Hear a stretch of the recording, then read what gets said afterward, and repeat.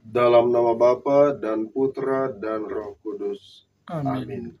Ya Allah yang Maha Kasih, kami mengucap syukur kepadamu atas segala anugerah dan berkat-Mu yang selalu melimpah bagi diri dan hidup kami. Kami bersyukur bahwa Engkau masih memperkenankan kami untuk memasuki hari yang baru ini dan untuk menjalankan setiap tugas dan pekerjaan kami. Sudilah Engkau memberkati kami dengan Roh Kudus-Mu dalam membacakan dan merenungkan sabda Yesus Kristus Putra-Mu. Semoga sabda Putra-Mu ini sungguh-sungguh dapat menolong, membantu kami agar kami mampu memaknai seluruh peristiwa perjalanan hidup kami, khususnya sepanjang satu hari ini. Inilah doa kami yang kami persembahkan kepadamu lewat pengantaran Kristus Tuhan kami. Amin. Amin. Tuhan bersamamu Dan bersama rohmu. Inilah Injil suci menurut Lukas. Dimuliakanlah Tuhan. Pada suatu ketika, berkatalah Yesus kepada murid-muridnya, ada seorang kaya yang mempunyai seorang bendahara.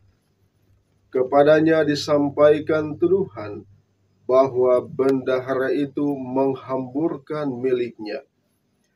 Maka si kaya itu memanggil bendaharanya dan berkata, "Apakah yang telah kudengar tentang dirimu?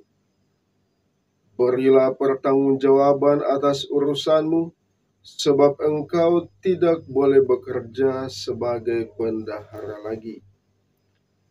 Berkatalah bendahara itu di dalam hatinya, "Apakah yang harus kuperbuat? Tuanku memecat aku dari jabatanku. Mencangkul aku tidak dapat, mengemis aku malu. Aku tahu apa yang akan kuperbuat, supaya apabila aku dipecat dari jabatanku sebagai bendahara, ada orang yang mau menampung aku di rumah mereka." Lalu ia memanggil satu demi satu orang yang berutang kepada tuannya. Berkatalah ia kepada yang pertama, "Berapa besar utangmu pada tuanku?" Jawab orang itu, 100 tempayan minyak. Lalu kata bendahara itu, "Inilah surat utangmu. Duduklah dan buatlah surat utang lain sekarang juga 50 tempayan." Kemudian ia berkata kepada yang lain, "Dan saudara, berapa utangmu?" Jawab orang itu, 100 pikul gandum. Katanya kepada orang itu, "Inilah surat utangmu, buatlah surat utang lain 80 pikul." Bendahara yang tidak jujur itu dipuji tuannya karena ia telah bertindak dengan cerdik. Sebab anak-anak dunia ini lebih cerdik terhadap sesamanya daripada anak-anak terang. Demikianlah sabda Tuhan. Terpujilah Kristus. Bapak, Ibu, saudara-saudariku yang terkasih dalam Tuhan kita Yesus Kristus, kita mungkin pernah berada di dalam sebuah momen di mana kita tidak bersalah, akan tetapi kita harus mempertanggungjawabkan kesalahan orang lain, karena hal itu berkaitan dengan tugas, peran, dan tanggung jawab kita. Di dalam bacaan Injil yang baru saja kita dengarkan tadi, Tuhan Yesus berkata kepada para muridnya, ada orang kaya yang memiliki bendahara. Bendahara itu dituduh menghamburkan segala miliknya.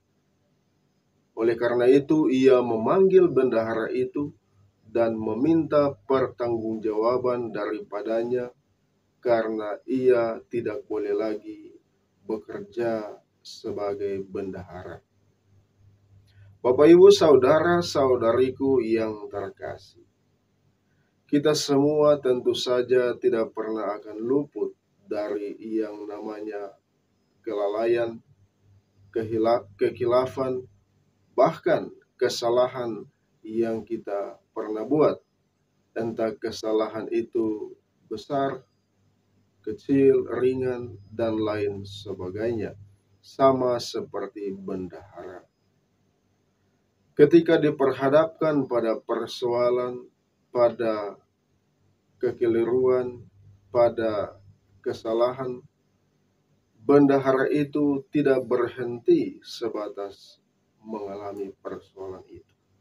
Akan tetapi dia berpikir bagaimana caranya agar ia bisa keluar dari persoalan.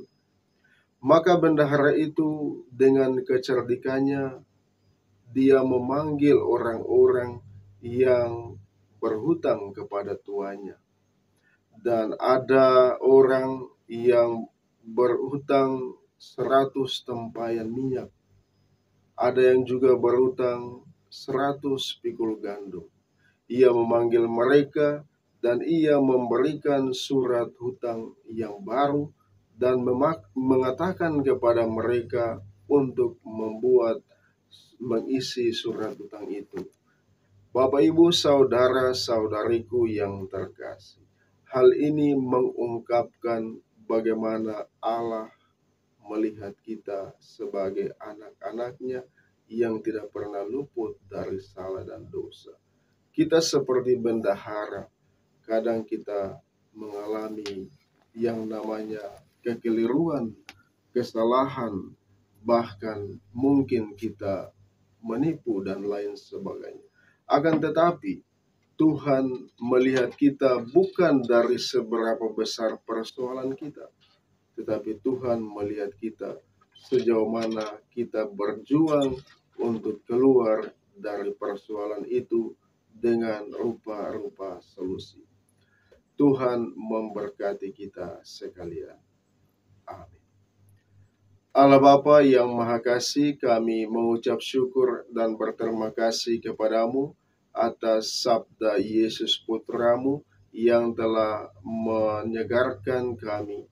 Semoga melalui sabda Yesus yang kami dengarkan dan renungkan pada hari ini, senantiasa menyadarkan, memampukan, dan mendorong kami agar dalam tugas dan pekerjaan yang kami laksanakan di tengah sahabat-sahabat, rekan-rekan kerja, orang-orang yang ada bersama kami mampu untuk menjadi orang-orang yang cerdas, yang cerdik, yang tidak dikuasai, tidak berhenti pada persoalan atau problem, tapi kami sebagai orang-orang yang cerdik mampu untuk berpikir, mencari solusi agar kami boleh keluar dari persoalan itu, sehingga kami tidak dikuasai oleh persoalan, namun kamilah yang mampu mengarahkan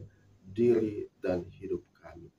Berkatilah kami sepanjang hari ini, supaya semua yang kami lakukan berjalan dengan lancar dan baik, berkenan di hati-Mu, dan mendatangkan berkat bagi sesama dan diri kami.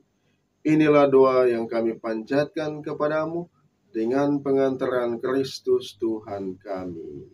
Amin. Tuhan bersamamu dan bersama rohmu. Berkat Allah yang Maha Kuasa menyertai, melindungi, dan memberkati saudara-saudara sekalian, Bapa dan Putra dan Roh Kudus. Amin.